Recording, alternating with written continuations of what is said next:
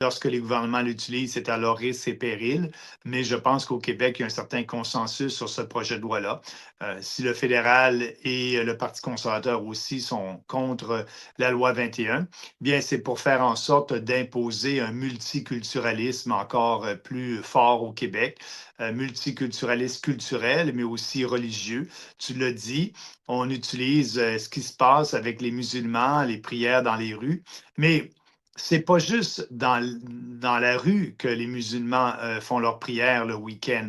C'est en face de la cathédrale, Ouais. le Vieux-Montréal. Ah, c'est un défi, c'est un défi. Oh oui, c'est pour dire, écoutez, là, nous autres, là, devant le signe le plus imposant de la chrétienté ici au Québec, nous, on s'en fout, on bafoue cela et on se met dans le Vieux-Québec, dans la rue, on fait nos prières musulmanes.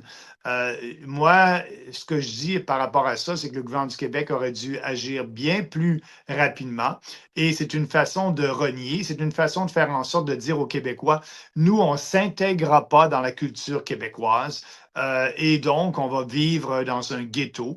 Puis, c'est ça l'impact du multiculturalisme. C'est pour ça que moi, je pense que Paul Saint-Pierre Plamondon du PQ, pourquoi il est en avance dans les sondages?